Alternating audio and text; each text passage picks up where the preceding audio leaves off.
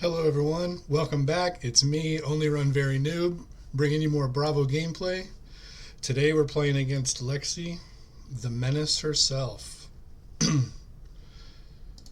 sideboard out the Zealous Beltings, the red pommels, and the red unmovable, keeping my deck at 63.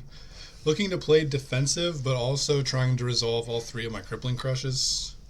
I feel that resolving crippling crush is like huge if you want to fatigue them. Just fatiguing with blocking out is not ideal.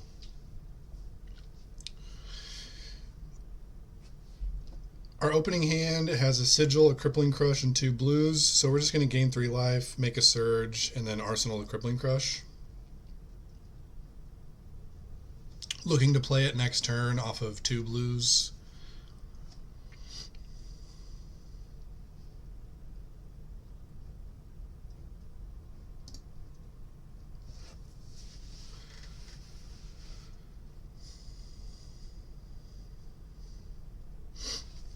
I really try to play all of my Command and Conquers and all of my Crippling Crushes into Lexi. I feel like those are the easiest cards to get them to block with a bunch of cards. Command and Conquer especially is very good for being able to be a 2-card hand where you get to make a Surge and make them block with 2 cards. The Surge being important to play Crippling Crush off of 2 blues.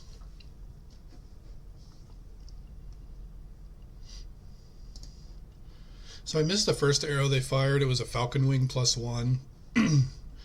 I'm not looking to block the Falcon Wing. I'm looking to block things that have better on hits at this point in the game, especially because I want to keep at least 2 blues to play the Crippling Crush. Keeping the Command and Conquer would also be pretty solid here.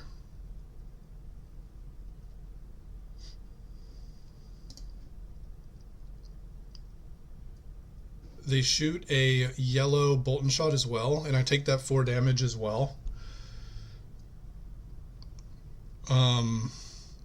Because they had this Searing Shot in Arsenal, they couldn't reload, so it wasn't ever going to give them like another arrow that we didn't know about here.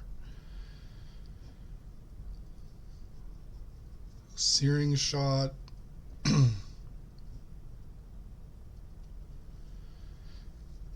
You know, this isn't an on-hit I'm really looking to use armor to stop or overblock. It is just damage. It's pretty efficient, like a 0 for 5 is very good. But Infecting Shot, Heat Seeker, and Endless Arrow are really the arrows I'm trying to stop the on-hits of. Because if we're being defensive, we're eventually going to try to fatigue them with damage, and if we keep letting them get Endless Arrows back, that's no good. Heat Seeker is just like, it can take their turn from being a 2-arrow turn up to a 3-arrow turn, and that can be pretty catastrophic. And of course, Infecting Shot is like 2 more damage on hit, where Searing Shot's only 1. But you could still block this for 3 and take 2, and then throw Crippling Crush and Arsenal Command and Conquer, which I believe is what I would like to do. But maybe in this game, I forget 100% what happens, but maybe in this game I just take 5 here to dominate the Crippling Crush. I think taking that damage is a little scary though.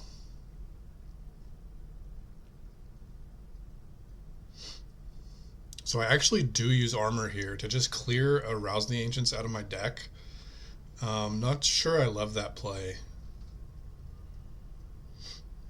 I think I would rather just block with the 3 block, take 2, save my armor, and throw Crippling Crush. Not 100% sure what I was thinking there. But we do get to save the Command and Conquer and Arsenal, which is pretty good. We don't run Pummel, so we can't like combine Command and Conquer with Pummel, but what we can do is keep it in our arsenal for a little bit of Codex protection. And also, when we draw a Crippling Crush, we can keep a blue and a Crippling Crush and then make a Surge and throw Command and Conquer. Sometimes making a Surge can be pretty awkward, because making a Surge and hammering for 4 isn't great. Oftentimes you just don't hammer for 4, you'll just make a Surge instead.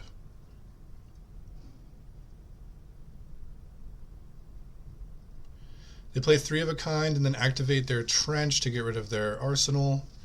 And here they're shooting an infecting shot for 5 with go again.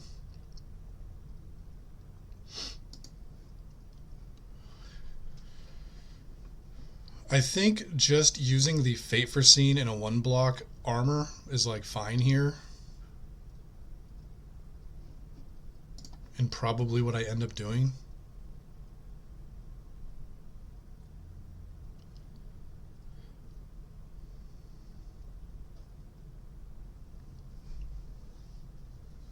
Just bottom the Stamp Authority. It's not really going to be doing anything for us. Then they hit us with another infecting shot. Here, for 6, I think I just block 6 from hand and then send hammer for 4. It doesn't really matter which blue you keep for late game, but I guess Debilitate's slightly better than Buckling Blow in second cycle. Like if you end up playing it, it's one they probably will rather want to block than the Buckling Blow late. Not that it's like a huge thing, but when you can make decisions like that, it's good to just think about like little tiny decisions that may never matter, but, or I guess I shouldn't say may never matter, will probably not matter, but might end up mattering like 1% of the time, because it's so free to just do it, right?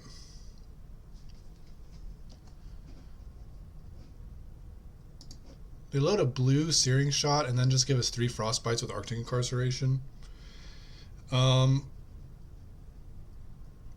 We can easily just make a Surge and send Command and Conquer. Because with 3 Frostbites we can't throw Crippling Crush. But we can make a Surge for a Crippling Crush and then throw Command and Conquer, which will get some blocks out. And like I said, makes the Surge for the Crippling Crush, which we want to throw off 2 blues next turn, presumably. Sometimes you want to dominate Crippling Crush, but most of the times you're just trying to throw it to get them to block with 3 cards and get, like kind of fatigue them, 3 cards for only 1 of yours, plus get a little tempo for the next turn in case you can roll threats off the top of your deck. With this hand, I'm definitely just looking to block with 2 of these blues, probably keeping like Thunderquake and Disable. They shoot a Heatseeker with go again, and I think I'm comfortable just taking that blue Searing Shot to the face for 3 damage.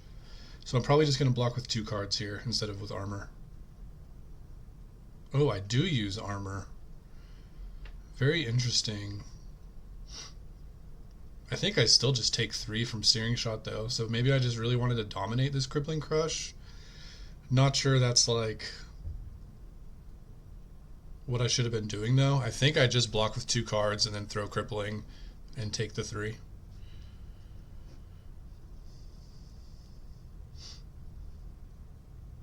Especially because they only started with 60 cards in their deck. I'm probably not trying to win on damage, so I don't need to dominate this, although it does get to float the Surge. I'm probably just looking to get them to block with red arrows and then fatigue them eventually.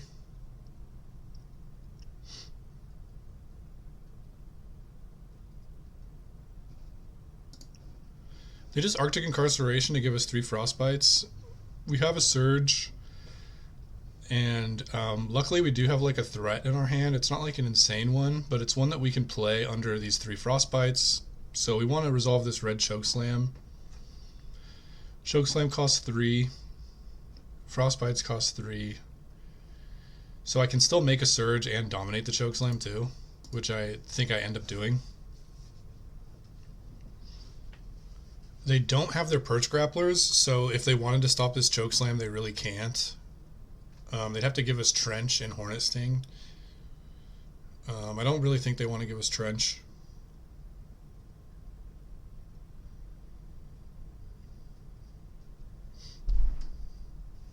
If any of these blues were good in Arsenal, I probably wouldn't dominate this Chokeslam.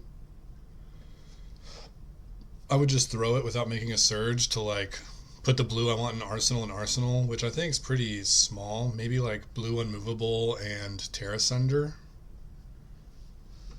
But maybe not even Terra Sunder. Maybe just blue Unmovable. to protect me against Codex.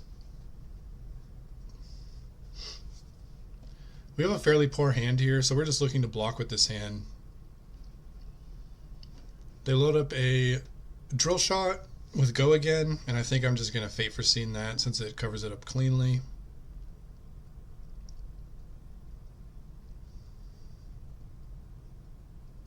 Bottoming the Spinal because I don't think I'm going to have any tempo to be able to keep 3 cards next turn. And they end up playing their 3rd Arctic Incarceration, which is a little annoying here.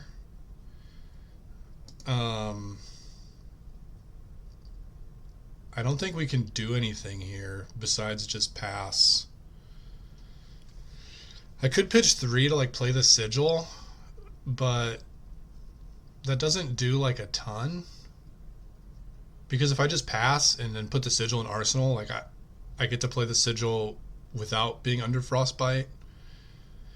I can't make a Surge without pitching my whole hand away, and I don't think I want that. I think Sigil and Arsenal is good to protect against Codex and to just like gain some life later. We have a significant life lead though, so we may start pressuring their life total, but with a hand like this, I don't think we can do much except pass, unfortunately.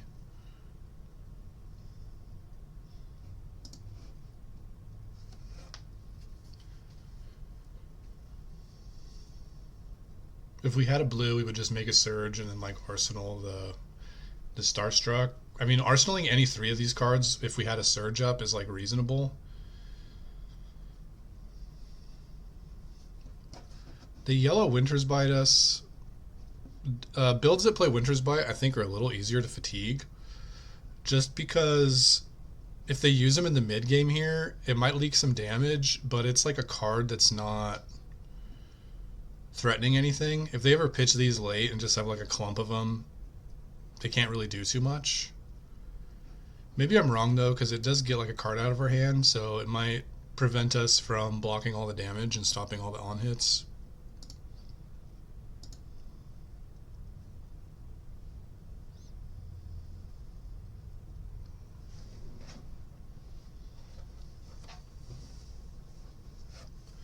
So they're going to have a big turn here. They get us to essentially get rid of one of our cards in hand and then 3 of a kind, so they're going to have 3 arrows almost every time here.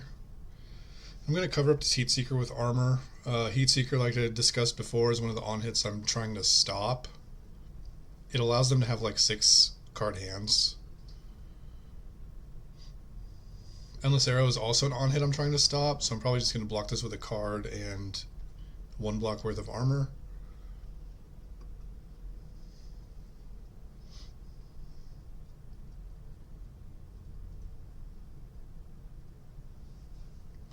But then I think long about this Heat Seeker. Maybe letting the Endless Arrow hit so I could block the Heat Seeker would be better, so I could save my crown and just use shield and gloves. But I do just end up giving them my crown, and I'm only going to have 2 armor block now for the rest of this game, which is a little scary.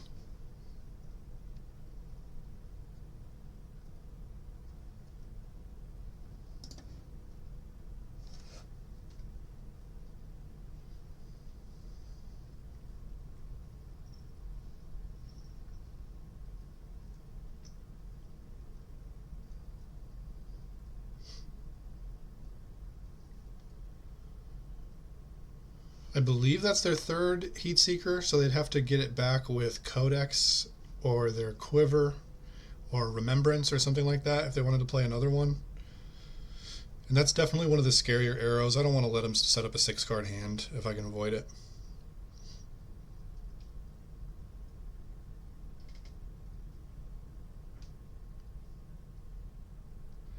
I don't know what our opponent's trying to do here.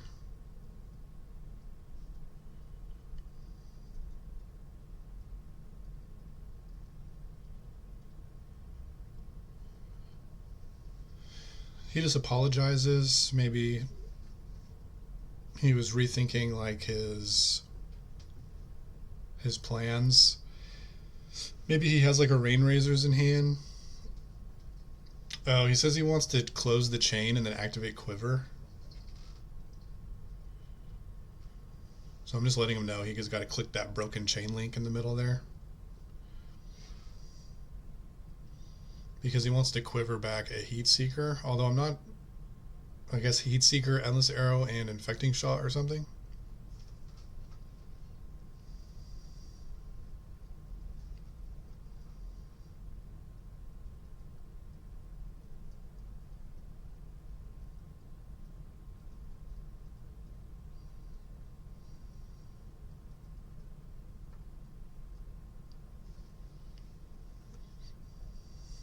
Yep. Endless Arrow, Heat Seeker, and red Infecting Shot. And we're just going to pass back, looking for a little bit better opportunity to throw a big attack at them.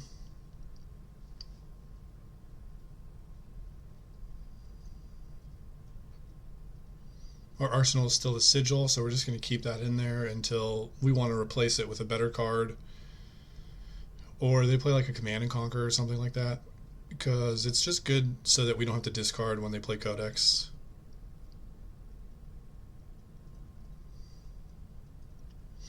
Having so little armor, though, already on turn 8 is a little sketchy.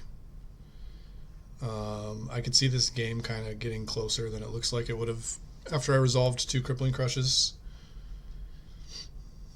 And I definitely shouldn't have used equipment to dominate a Crippling Crush. I should have just blocked with the 2 cards and thrown a Crippling Crush without dominate.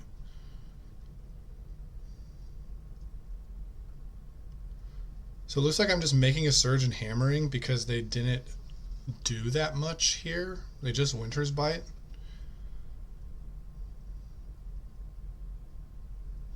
And then I'm going to play that Sigil to replace it with the Starstruck.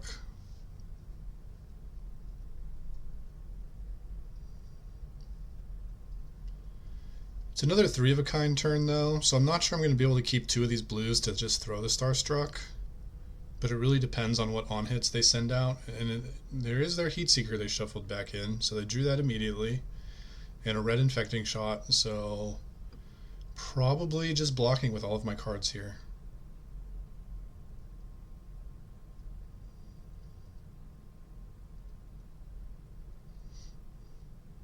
Maybe even using up armor.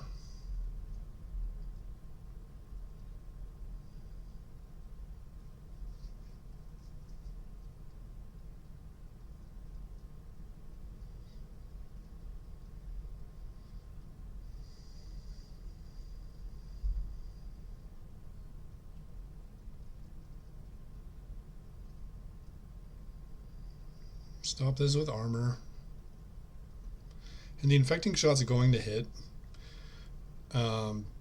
which hurts, but it is just damage. It's not like helping them retain threats in their deck like Endless Arrow would. And I think it represents less damage than the Heat Seeker would.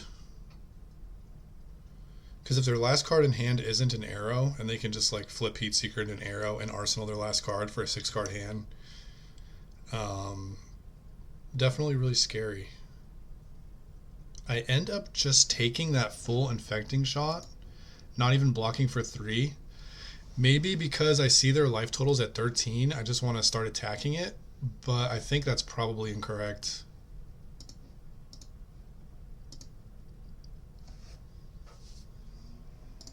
I think I'm just supposed to block 3 and then take 4 instead of taking 7.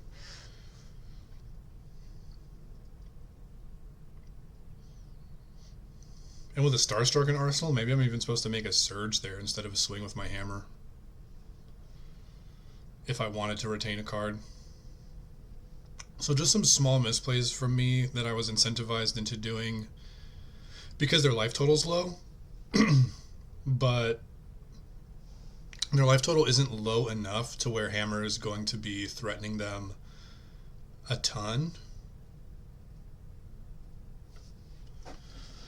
We're definitely going to sink below this Endless Arrow, and we're hoping to block with Chokeslam so that we can Command and Conquer and have a Surge to Starstruck.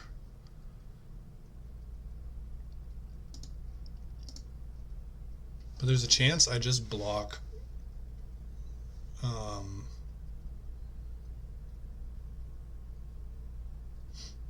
Oh, they played a Rain Razor.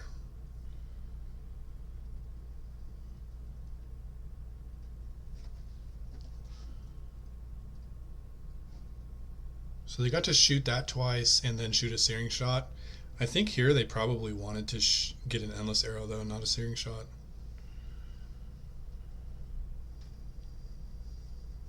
But we're still enacting our plan, blocking out until we get a better position or a better opportunity to do more than just block.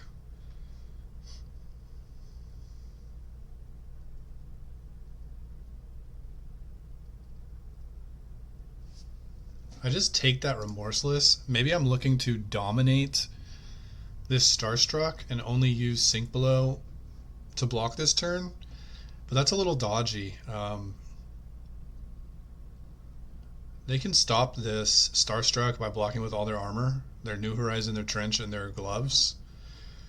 But maybe my thinking in game was if they get rid of their New Horizon, they can't ever really shoot 3 arrows in a turn besides a couple, like maybe a Falcon Wing that goes in Arsenal at the end of turn, or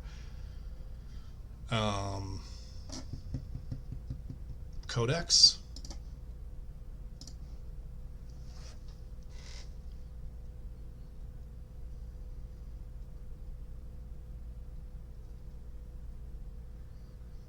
In a blue Pathing Helix is definitely easy to just take here. They get to reload, but they have no action point, so. And it looks like I'm going to shoot my shot on this Starstruck. Again, I think just preserving life and waiting for a better opportunity is going to be better here. I think I'm just got a little impatient, but that was a whole lot of damage to take. I think I took 8 damage that turn. Yeah, I took 7, and then I take 1 from Remorseless trigger here. And that's just like a ton of damage. With no armor, we're going to be leaking damage.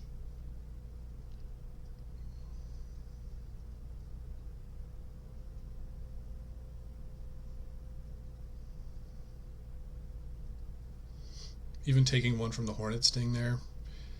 And they do get rid of their New Horizon.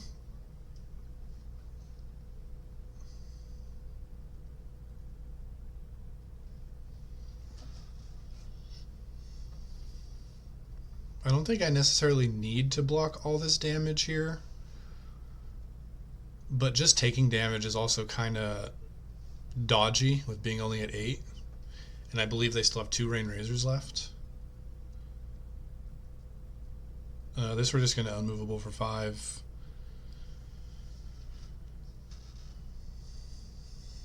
And hopefully just try to make them kill us without the New Horizons, which can be a little difficult for them. I find when they lose their New Horizons, it gets like a lot easier to fatigue them. Not sure if it was worth taking like 9 damage though. We use the drill shot because it's gonna, if it hits, it's gonna minus from Crater Fist anyway. So it's not really an on hit we really want to stop here, but we might as well get the value off of our armor block. Then here we're just going to unmovable this as well, getting the unmovable out of our deck.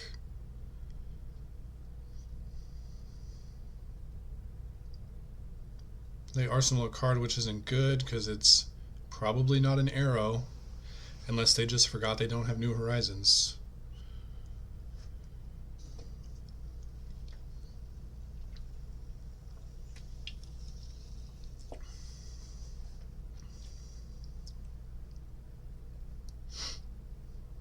I do think this is a game we can win. No New Horizons is a pretty big deal for them. 8 life isn't a lot of life, but I believe we have 1 or 2 sigils left. And when they have to start firing like blue arrows, we know we're kind of in the clear, because those are just easy 1-card blocks.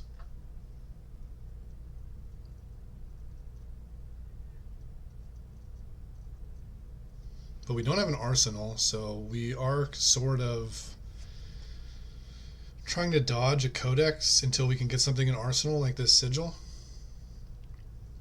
Sigil is one of the easiest cards to get into arsenal because you never really have to play it immediately to get value. You can just tuck it in arsenal and sort of wait.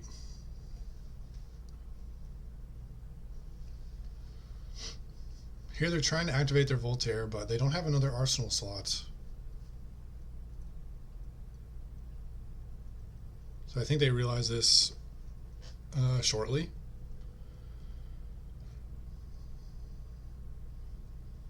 And it means they probably should have blocked our hammer last turn for a little more.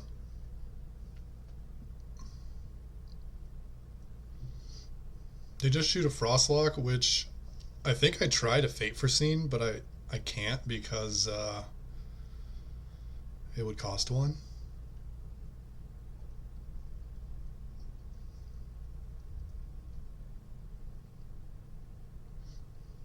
Not even too sure why I would want to Fate Foreseen it when I can just block 3, make a Surge, gain 3 life, and Arsenal to Fate Foreseen, which is just a better line anyway.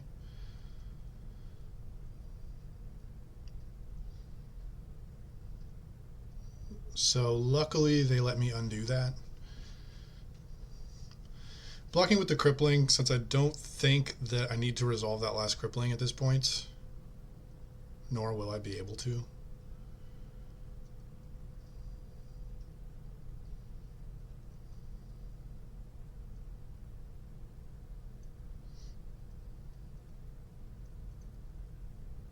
Yeah, make a Surge, gain 3, and have a Fate Foreseen and Arsenal, which is a better line than just playing the Fate Foreseen. I'm not sure what I was thinking with playing Fate Foreseen.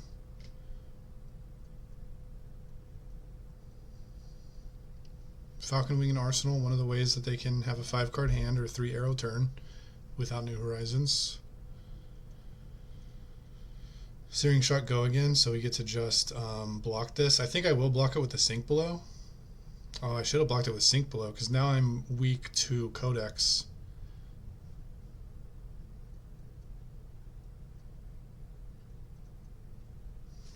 Another error on my part.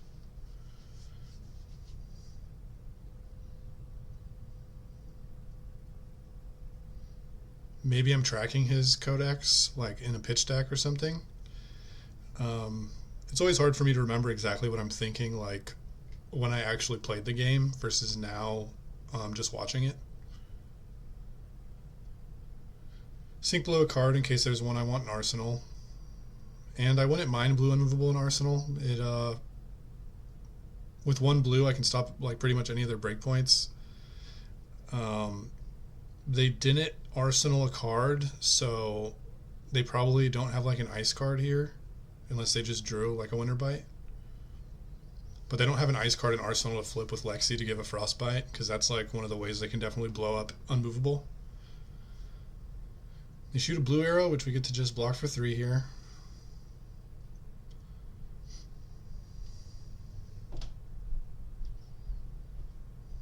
And it is an Infecting Shot for 6. No, it's just for 5. So they do go again, which means they have a Codex in hand. And we get to stop this arrow with just our unmovable if we want. It's only Searing Shot though, so I think I'm just going to block 3 and take 2. And save the unmovable for like when they Codex back an Infecting Shot or an Endless Arrow or something like that.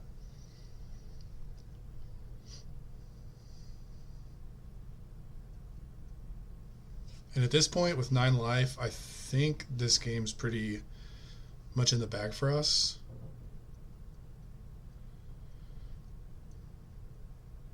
The Unmovable in Arsenal also plays around like Rain Razors, which I know that they still have one in deck because I just like saw them pitch it.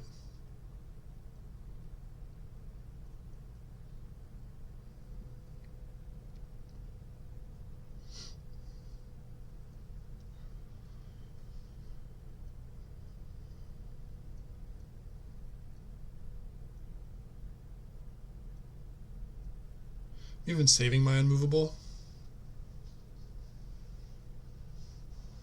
Although hammering for 4 or hammering for 3 might be okay, but it's just a 1-card block. And saving the unmovable doesn't seem terrible, although now we do get Frostbitten. We have 2 floating though, still from the Winter's Bite, so if we want to cast unmovable, we can still just pitch a blue to play it.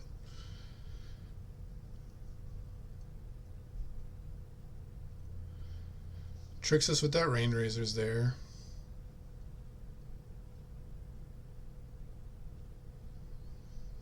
Then they have an endless arrow for, what is it, 7? So we're just going to end up blocking with one card and then blocking with unremovable. Because we don't want them to get endless arrow back. Although they couldn't really arsenal it, right?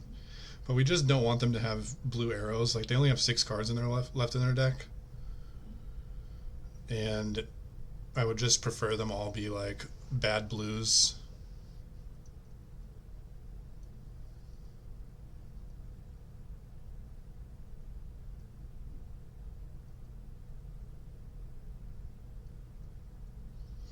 Like blue Bolton Shot.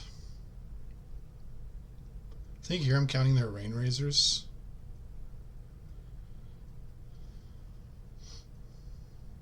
And I must know that this is where they're going to hit their pitched Rain Razors, so I just block 6.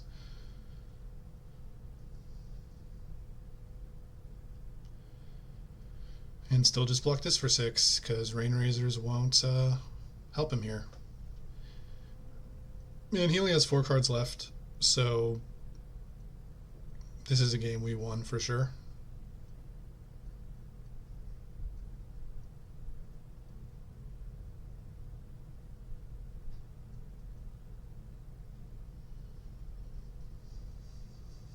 And that last card was Rain Razors, so we did track his pitch properly there. Which I'm glad I did, because that would have been embarrassing if I couldn't even keep track of like 6 cards. And that's the game. I think I played this game super sloppily, but luckily it still turned into a win because we had such a good like early game. We got up to a huge life lead, and we crippling crushed him twice. And resolving crippling crush is good against them, especially if they're only bringing 60 card deck. If they're only bringing a 60 card deck, you might even be able to fatigue them just by blocking. But my normal strategy is to block a bunch and resolve crippling crush, and that's that. Hopefully in the next meta, Lexi's not so dominant. Hopefully like the mechanologists can do something against her. I'm not sure if they will though. We just got the banned and restricted list, and they didn't give anything. They didn't take anything from Lexi, so they're just probably letting her do her thing, get the last few points she needs to LL during the ProQuest season in October, and move on from that deck. But during your ProQuest season, you're probably still going to need to know how to beat Lexi, and you're still going to have to practice the matchup. I could definitely use some more practice in the matchup. This one was a little sloppy by me, but we ended up still taking it. So hopefully we all learned a little bit, and it was a fun one. And I'll be back tomorrow with another video. Thanks for stopping by.